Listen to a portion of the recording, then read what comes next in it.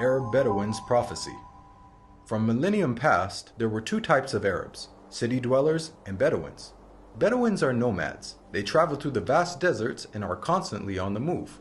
Even during the golden age of Islam, when Arabs were the richest and most learned people on earth, Bedouins remained in virtually the same state that they had been for thousands of years, poor, uneducated, and cut off from the rest of the world. Yet Muhammad, peace be upon him, foretold that these Arab Bedouins of his region would one day compete with one another in the construction of tall buildings. "Now tell me of the last hour," asked the man. The Prophet replied, "That you see the barefoot, unclothed Bedouins competing in the construction of tall buildings." Today we find in the Arabian Peninsula, the Bedouins who used to be impoverished herders of camels and sheep are now not only competing with one another, but also the entire world to construct the world's tallest buildings. How did one of the poorest people on earth, who literally wore rags, become the wealthiest nations on earth? One thing that made this rapid change possible was the discovery of oil. The seemingly empty deserts of the Bedouins had it in abundance. They went from camels to Cadillacs in a single generation. The construction of tall buildings among the Arab Bedouins has even reached Mecca, Muhammad's city of birth. The last few decades have seen a massive surge in building construction in Mecca. The famous Mecca Clock Tower is currently the third tallest building in the world. In order for such construction to be possible, many of Mecca's ancient mountains had to be demolished in order to make room for the tall buildings that had sprung up. Amazingly, this is also something that Muhammad had foretold. He said, "The hour will not be established until the mountains are moved from their places." This tremendous feat of demolishing entire mountains has only been made possible in the 20th century with the advent of technology such as explosives. It's important to point out that Muhammad himself was a simple man and wanted other Muslims to maintain that simplicity. He did not like Muslims to be extravagant. So, if he wanted to will this prophecy to become true, he would have to encourage the Arabs to build tall buildings, yet he never did. Spread of sexual immorality and disease. Muhammad, peace be upon him, revealed that the Day of Judgment would not take place until sexual immorality had become so prevalent and normalized that it would begin to be carried out even in public places. He said, "The hour will not be established until people fornicate with each other in the road, just as donkeys fornicate."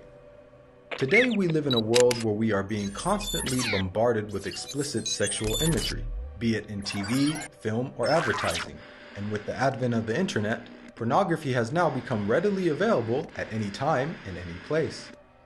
In fact, we are finding more and more stories in the news of people being arrested for having sex in public.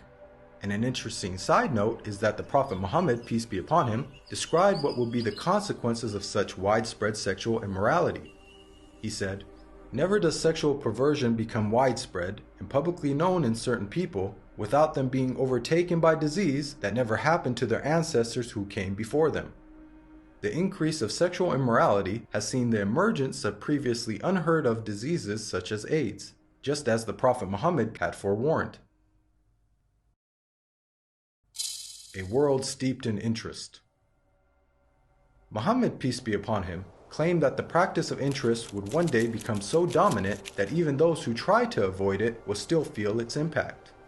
He said, "A time will come upon mankind when they will consume interest. Whoever does not take from it will be afflicted by its dust." This clearly describes the state of the world economy today. In the modern world, it is almost impossible to avoid dealing with, or at the very least being impacted by, interest. Just think about how many people have interest-bearing bank accounts and buy things using credit cards. Even if one somehow manages to avoid dealing in interest directly, almost every aspect of our lives is impacted by it. Central banks influence the purchasing power of our money, and virtually every country in the world, even those considered to be wealthy, are drowning in interest-based debt. The financial system even suffered a global collapse in 2008, a disaster which had plunged the world into economic turmoil, the consequences of which will be felt for generations to come. What makes this prediction amazing is that the financial state of the world over the last century is unique in history. At the time of Muhammad, Finance was based on commodities with intrinsic value, such as gold and silver coins. Gold and silver have been used as the most common form of currency throughout history. The use of paper money with no intrinsic value, along with the massive debt and interest that it has resulted in, is a phenomenon of modern finance, and not something that could have been easily guessed by Muhammad over 1400 years ago. The defeat of Rome and the conquest of Persia.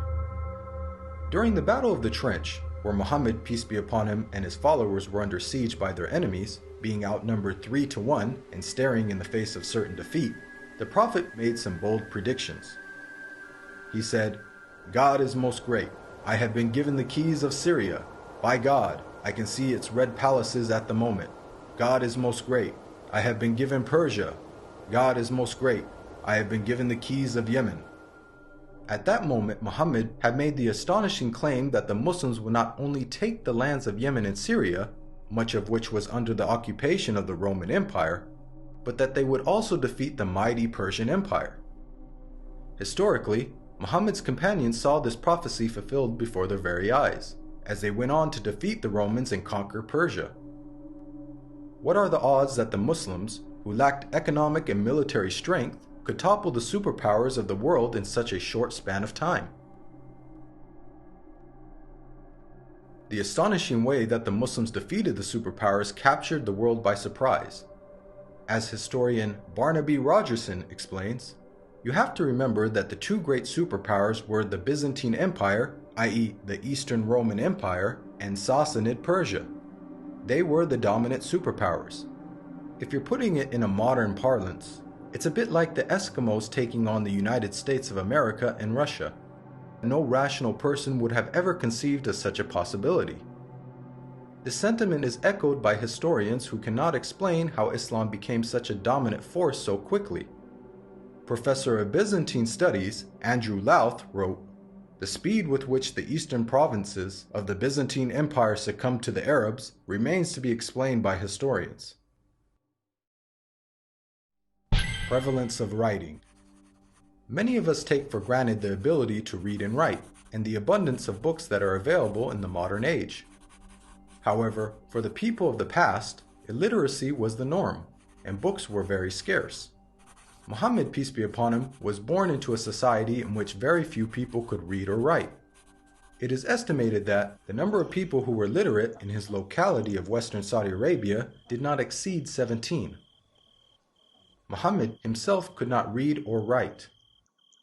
Against this backdrop, the Prophet Muhammad made the prediction that writing will one day become widespread among mankind. He said, "Ahead of the hour, the pen will prevail."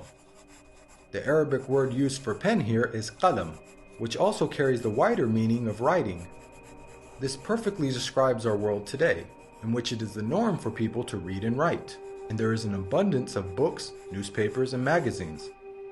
This has only been made possible thanks to 15th century technological advances, such as printing that took place over 800 years after Muhammad's prophecy.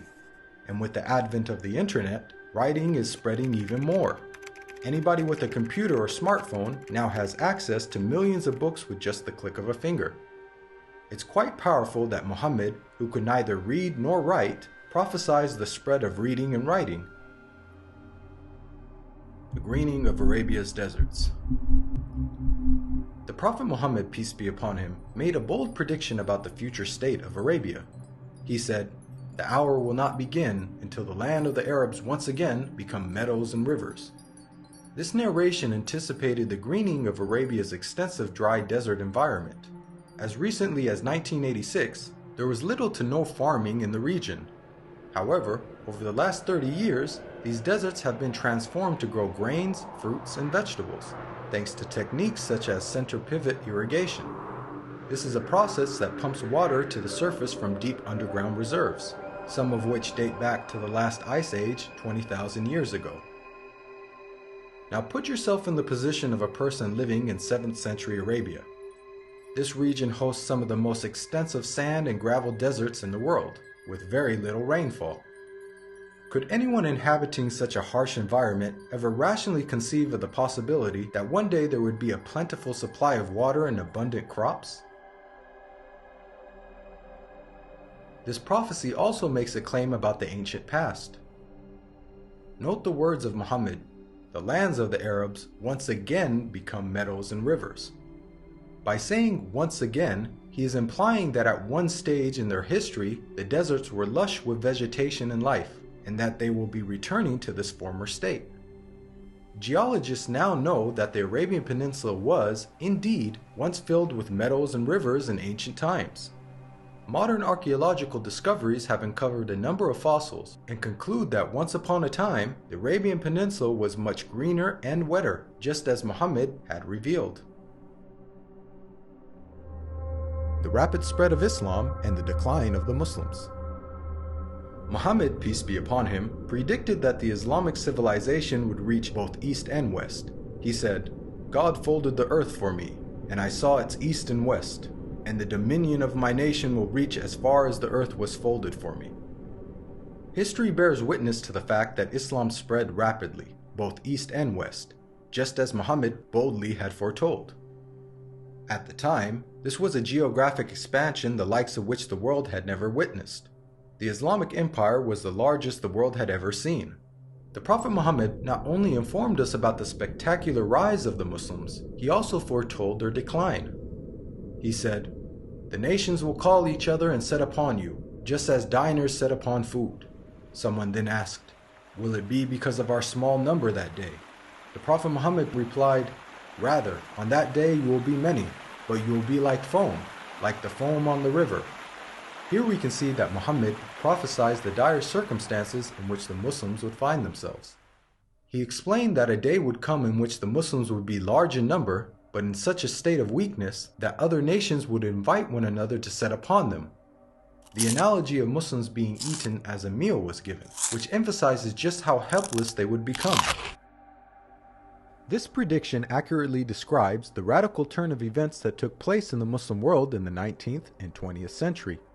Prior to this, the Muslim lands had grown to become some of the most powerful in the world. From the time of the death of Muhammad until the 19th century, the Muslims were economically, politically, militarily, and technologically far ahead of most of the world. Then the unthinkable happened. Nearly all the Muslim world was occupied, colonized, and militarily defeated by non-Muslim nations. Russia had annexed the Caucasus. France controlled Algeria, Morocco, and Tunisia. Great Britain occupied Egypt, Syria, Iraq, Palestine, and India. And the Dutch controlled Malaysia and Indonesia. Of the 50 Muslim countries that exist today, only a few survived occupation, and the ones that did were still subject to colonial masters. All of this is just as the Prophet Muhammad had predicted. At the time, there was an estimated 200 million Muslims, representing 12.5% of the world's population. But their considerable numbers could do nothing to prevent the defeat by their rivals. They were weak like the foam on a river. Again, just as Muhammad had foretold. If we reflect on this prediction, it is quite counterintuitive. If this prediction was guesswork, then it would have made more sense to state that the Muslims would be diminished in number, and that would be the cause of their weakness. Yet Muhammad predicted the exact opposite. A paradoxical situation of the Muslims being vast in number but very weak, and it came true. Historically speaking, when religions lose their influence on the world stage in such a way, it is usually followed by a stagnation or decline in the number of their followers. Yet Muhammad foretold the exact opposite with regards to the religion of Islam. He said that it would continue to grow in terms of the number of followers, to the extent that it would eventually enter every household. He said, "This matter will certainly reach every place touched by night and day. God will not leave a house or residence, except that God will cause this religion to enter it." Today we are witnessing this prophecy unfold before our very eyes. Islam is currently the fastest growing religion in the world, with nearly 1 in 4 people on earth being a Muslim, and is forecasted to be the world's largest religion by the year 2070. This is despite Islam being constantly attacked by the media, the colonization of Muslim lands, and the many wars that have been waged in the Muslim world.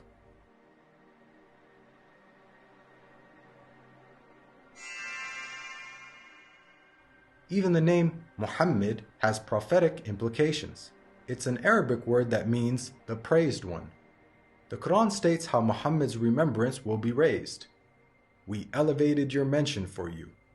Since this verse was revealed over 1400 years ago, the Prophet Muhammad, peace be upon him, has been the most praised person in history. Today, not a second goes by without a minaret somewhere in the world publicly proclaiming the time for prayer and saying, أشهد أن محمدًا رسول الله.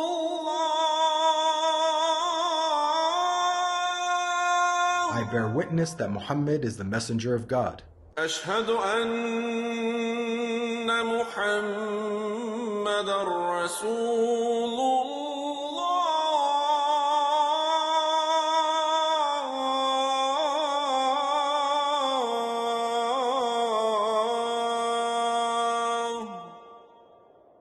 Moreover, the name Muhammad is consistently the most popular name given to newborns across the globe. This is despite the fact that Muhammad never encouraged Muslims to adopt his name. In fact, he said that the best names are Abdullah and Abdurrahman.